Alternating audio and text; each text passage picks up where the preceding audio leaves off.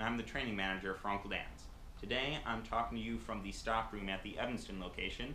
I want to help you folks know how to pick the right boots for your next trip. We have a range of boots here, everything from your heavy-duty backpacker down to, if you want to go lightweight and use a sandal for your hike, lightweight sandal. Now, far and away, the most important thing to consider when picking a hiking boot is how stiff it is.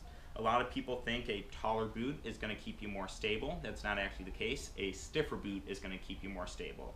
For example, while this is a very stiff boot, this upper here, the leather and cloth combination, if you're already falling, that's not going to prevent you from rolling your ankle. It will help keep your ankle and everything in line so you don't do more damage, but the best thing to do is to prevent that fall in the first place.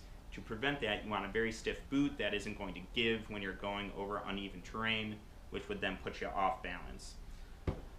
Right now, this backpacker here is a great example of something that's just not going to move at all. As you go down the line here, they get lighter weight. For example, while this one, in height at least, is going to look somewhat similar to the Oboz brand boot here, the Keen Coven is not quite as stiff as the Oboz. So you are going to be a touch more likely to flex and go over.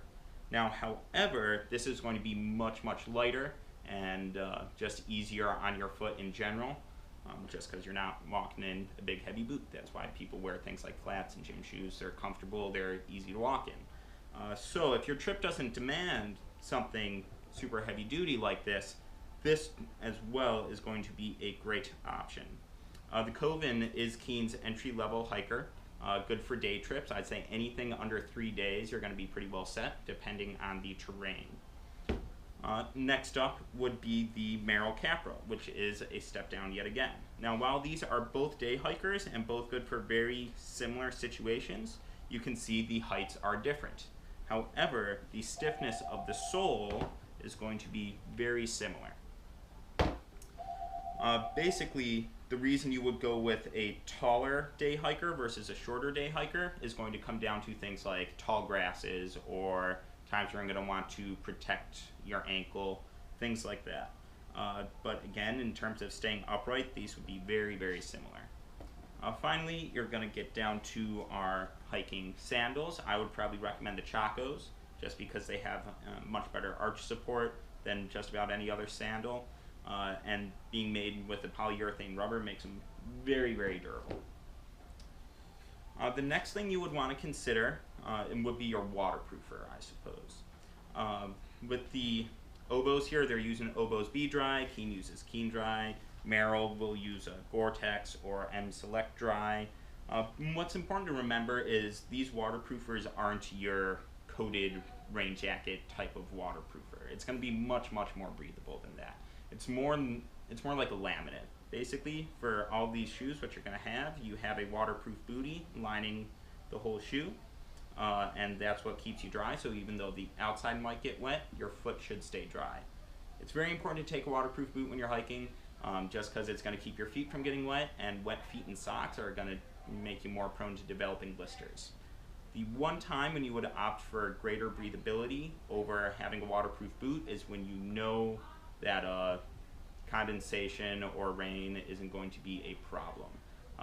But for example, even if the forecast for your trip calls for totally clear skies, you're still going to get dew in the morning, and that will soak your shoes within a couple steps, and you'll just be miserable the rest of the day. So very, very few hikers are going to be non-waterproof, but it is something to take into account when planning out your trip. Next up would be the rocker on the shoe. This is a less important aspect. I recommend to most people they get the right stiffness boot for them, and with that everything else should kind of fall in place.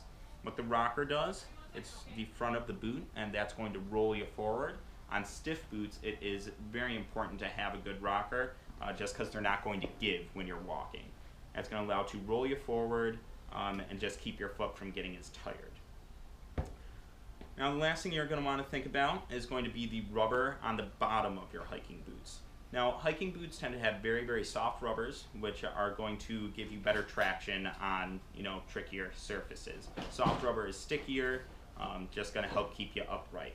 Now, most boots are going to have a combination of hard and soft rubbers, but primarily soft. Merrell, for example, in the Capra, is using a combination of the TC5 Plus and the Mega Grip. All that's pretty technical stuff that you won't need to worry about too much. Again, if you're getting the right stiffness of boot, you're probably getting the right rubber on the bottom. That should about cover it for hikers. Those are the points you're going to want to think about when buying a pair of hiking boots. The stiffness of the sole, the rubber on the bottom, the waterproofer, and the rocker. As your trip difficulty increases with either difficulty of terrain, length of the trip, amount of weight you're carrying, all those things are going to factor into what kind of boots you take, whether or not you go with something super heavy duty, something a little bit lighter, or something a bit lighter and a bit lower. As always, my name's Ted. Always happy to help. Take care.